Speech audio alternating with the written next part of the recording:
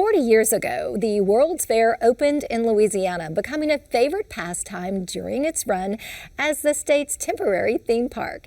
Countless Louisianians hold memories and scrapbooks full of photos chronicling the 1984 World's Fair as part of their family lore.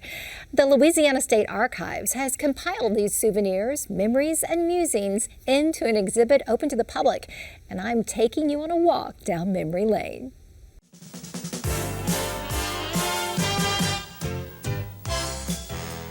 Join us for a once-in-a-lifetime family adventure here in New Orleans. It's waiting for you until November 11th, the 1984 World's Fair. Pages of my childhood scrapbook hold memories of the 1984 Louisiana World's Fair, capturing exciting innovations and possibilities of the future. When the World's Fair opened, May 12, 1984, it was as if a major amusement park came to town for an extended stay. Welcome to the 1984 Louisiana World Exposition, a 6-month spectacular of sight and sound, education and entertainment. A monorail, a gondola called Mart, and the Sky Transpo offered thrilling rides over the Mississippi River and along its banks, offering a revitalized view of a once blighted area of New Orleans. The World's Fair transformed the warehouse district into an international otherland of cultures, countries, plus musical acts and roaming mascots. Hey folks, will I be seeing you in 1984? The World's Fair closed November 11th after a 6-month run.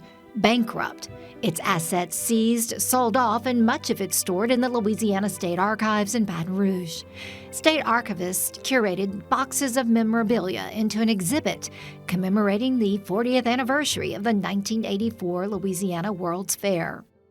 This has been so much fun to see the things that we found, and then all of the things that the lenders were able to provide to add to this experience. You know, you start seeing the photos and the hairstyles and the clothing styles, and you sort of get transported back to that time. Displays of more than 200 items, souvenirs, documents, photos, and costumes are organized according to 6 neighborhoods of the World's Fair and 3 pavilions.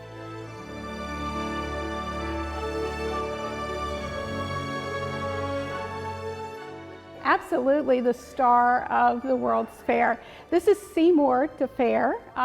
He got his name from a time saver contest, almost 20,000 entries for his name. This was a singular standout, Seymour D. Fair. Very clever. He's also the very first official mascot of an expo.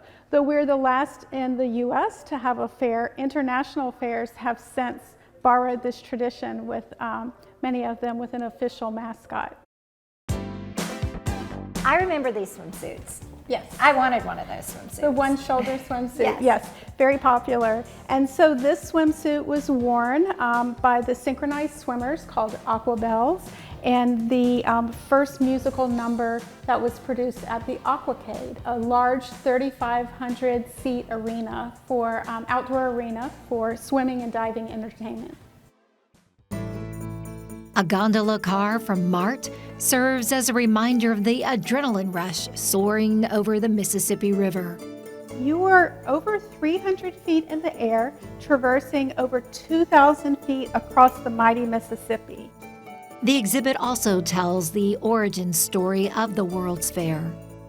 We're anchoring our exhibit with the history of world expositions. Beginning in the mid-19th century, early 1851, we have the first World Expo in London. Everyone wanted to bring the intersection of art and innovation to their city.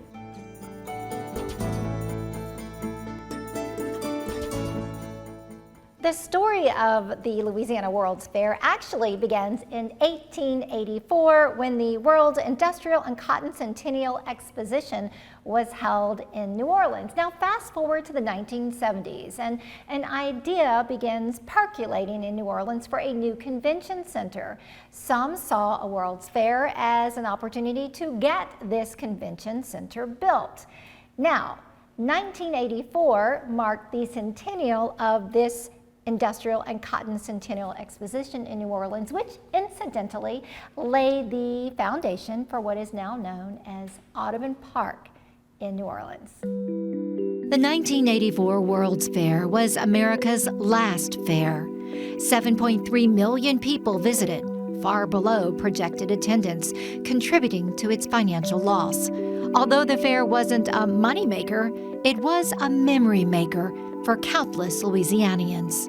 And I think that it's hard to put a price on that because, yeah, the legacy is long lasting. And I think the good memories outweighed the bad anyway for a lot of people. The exhibit is open Monday through Friday from 8:30 a.m. to 4:30 p.m. through December 13th.